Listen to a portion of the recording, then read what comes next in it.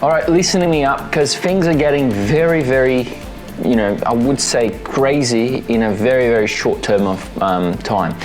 So just over the weekend, yesterday most specifically in Australia, I woke up in the morning on a Sunday morning, and the first headline I see on my phone is US attacks Iran.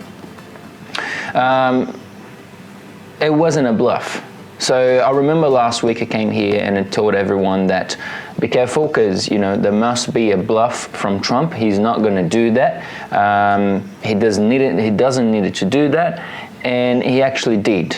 Okay, so he bombed Iran. One thing is that he didn't bomb any civilian area, okay? He only bombed nuclear areas. So nuclear, because he don't want Iran to have a nuclear weapon. That's pretty clear. He has been mentioning that for a couple weeks already. He doesn't see Iran with nuclear weapons. Therefore, he will do whatever it takes to them to not have one. And the first thing he did was try to do an agreement between Iran, Israel, and USA. Iran didn't sign the agreement, so he's like, okay, now you guys should evacuate. He told where he's going to do it, and he did it. All right. First reaction to the market is a little bit calm in a sense. Of course, there's normal reaction of gaps, on the Asian morning opening, like today. We had WTI winning above nearly 3% with a gap this morning. We had Aussie CAD going down. We had New Zealand dollar CAD going down. US dollar index, huge gap up, very, very close to the 99. So close back again to the 100 level. We had euro dollar gapping down, pound dollar gapping down, US dollar Japanese yen gapping up, and all of these because of another point, all right? So the way that Iran retaliates that attack from US is closing the Strait of Hormuz.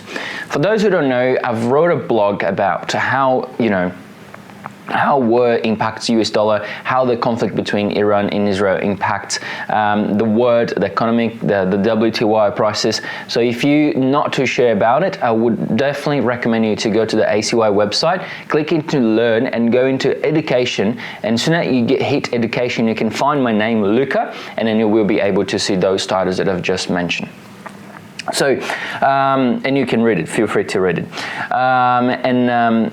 Basically, the Strait of Hormuz accounts for 20%. It's 20%. I know it sounds a small number, but when you think about the whole world, it's not about one country, it's about the whole global, the whole world. Oil ships pass through that every single day. So closing that basically means that 20% of oil will be stuck into one place and won't be able to be delivered to, through ships through that strait.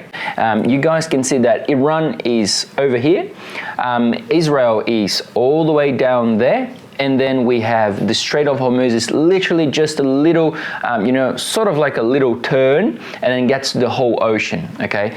So Iran, the leader of Iran, I'm not too sure how to pronounce his name, so I'm not going to try. But the leader of Iran closed that. We don't know for how long. We don't know for, if he's going to plan to reopen, if Trump's sort of backs or something like that. We don't know. He literally just closed this morning, like 1 hour ago, 1 hour, 12 minutes ago, so somewhere around 1 hour and a half ago. How long that's going to be? We don't know. So lots of uncertainty at the moment for that reason. Therefore, with WTI prices up, we have strength on the currencies that export. All right, export oil. So because the oil prices are up, those currencies will be able to sell oil for a higher price. And one thing that people get a little bit confused is you get fuel, all right, for your car, you get gasoline for your car. You go like once a week and you think like, oh, they don't sell it every single day, right? So what's the problem? Well, they do sell every single day, every second. They're selling and buying oil, not only on physical market, but yet onto into the energy sector market through computers. Okay, so they do sort of trade oil as well. There's all of, you know, there's big traders into energy sector as well, like electricity, oil, etc. Now, that being said, with those countries that export oil, so they sell oil to other countries, they will be very strong because they will be selling on a higher price that they already had the reserve that they bought, that they've made into the past, that was like for the other price, like let's say $60, now it's 78, 74. So they're going to be selling with a premium of pretty much $12 to $14. That premium that they're selling, it accounts for millions, billions of dollars in a few transactions. Okay, so it's much more profitable for them to sell oil prices now, to sell oil on those prices now than before. If we look to the other side of the scope, we have Japan, we have Europe, we have Australia, we have New Zealand, big importers of oil, okay? Because we don't have any production of oil around here, so we need to import from other countries like Canada, US, and a few other countries. So those currencies will be very weak because we're going to be able, the population, the government, the society will need to pay higher prices for that oil. Okay, so just yesterday, last night, one of our friends here paid $1.60, all right, $1.60 for 1 liter of gasoline. So forget about it. That's not going to be anymore. All right, so maybe today's the 23rd, maybe on the 26th, or even like quicker than that, we will see there are readjustments. Okay, so that can go to $2. I know it's 40 cents, but 40 cents per liter. Okay, so in 2 liters, you're paying pretty much $1 more than you were paying before. Okay, so just don't think that it's only one transaction or two transactions. So this whole, you know, this what I've just mentioned about is insanely crazy for inflation. Okay, so not about jumping a little bit out of oil, US, and going to a little bit more economy wise. If the society is spending more into fuel, that is an energy sector, therefore we are generating more inflation because money is being spent into higher cost. And if money is being spent into a higher cost, therefore we'll be generating inflation.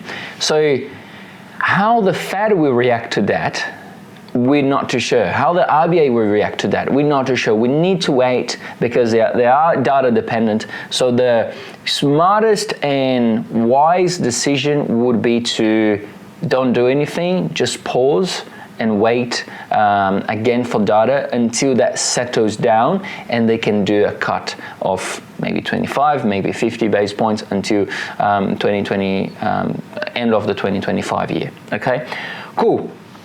So I think I've covered everything what just happened in one single day, well basically in 24 hours because from Sunday to Monday.